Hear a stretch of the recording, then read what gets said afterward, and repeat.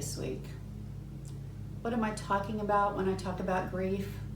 I mean that deep sorrow, difficult to describe, that comes to all of us from time to time for any number of reasons. Grief is a magnet emotion.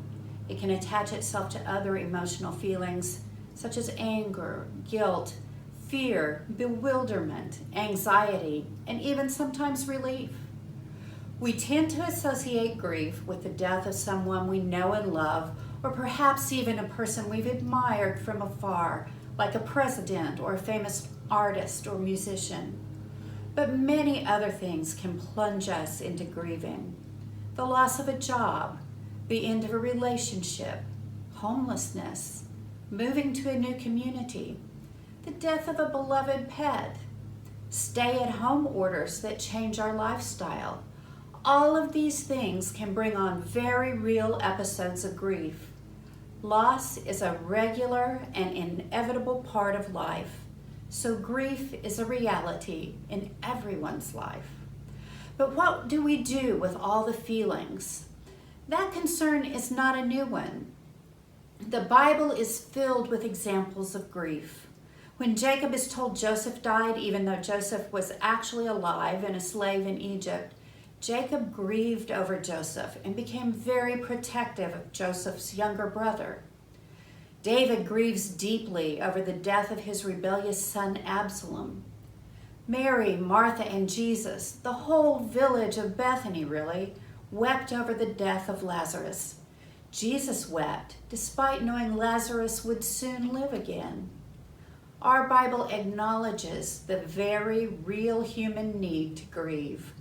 Our Bible includes the book of Lamentations, which is 5 poems that embody the grief people experienced over the heavy toll of war and the destruction of Jerusalem by Babylon in 587 BCE.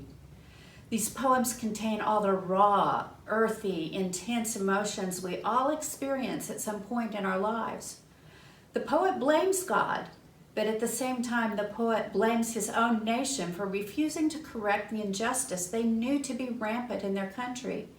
And the poet comes to the conclusion that God was right in allowing the destruction of the nation.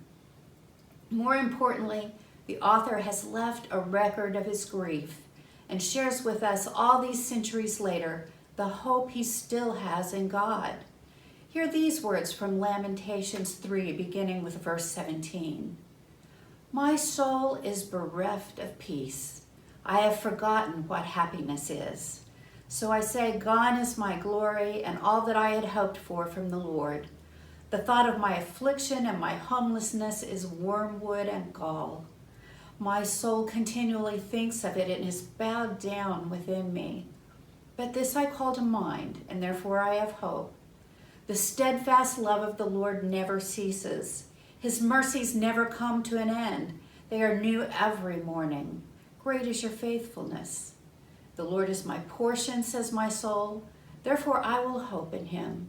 The Lord is good to those who wait for him, to the soul that seeks him. It is good that one should wait quietly for the salvation of the Lord. It is good for one to bear the yoke in youth, to sit alone in silence when the Lord has imposed it, to put one's mouth to the dust. There may yet be hope. To give one's cheek to the smiter and be filled with insults. For the Lord will not reject forever. Although he causes grief, he will have compassion according to the abundance of his steadfast love. He does not willingly affect or grieve anyone. When all the prisoners of the land are crushed underfoot, when human rights are perverted in the presence of the Most High, when one's case is subverted, does the Lord not see it? Right now, some of you are mourning the loss of a way of life you loved and appreciated, and you long to go back to the way things were. Some of you hope the events of the last 4 months or so have unmasked some of the injustices in the world and forced us to face our sins and change our ways. Some of you are hoping that the way forward will lead to a more just society and a cleaner planet. The Old Testament scholar Walter Brueggemann has argued that lament, the pouring out of all these feelings of grief in worship in poetry, in art, is necessary for our health as individuals and as a society. He writes, "What happens when appreciation of the lament as a form of speech and faith is lost, as I think it largely is lost in contemporary usage? What happens when the speech forms that redress power distribution have been silenced and eliminated? The answer, I believe, is that a theological monopoly is reinforced, docility and submissiveness are engendered, and the outcome in terms of social practice is to reinforce and consolidate the political economic monopoly of the status quo." God allows lament without interruption so that we may heal our souls and heal our nation. God desires for us to be a thoughtful people. Let's acknowledge our grief. What we are feeling is real and very normal. Every person experiences loss and grief in their own unique way. Don't let anyone tell you exactly what to expect as you grieve. Don't let anyone tell you that unless you experience certain emotions in a certain way, there's something wrong with you. Sit with your grief for a time. Know it will change and eventually become hope. Know God cares about what you are feeling. I care about the things you are feeling. Your church cares about the things you are feeling. At the same time, if you feel you're stuck in your grief, if you feel you're not healing at all, seek help. Eventually, with time and prayer, with the help of a counselor or a friend, we will shift the focus of our attention away from a preoccupation with what we have lost to an acknowledgement and appreciation of what we have left. In time, we will find the hope that we have lost with God's help, and we will build a better future. We can't return to the past, but we can look to the future because God's mercies never cease.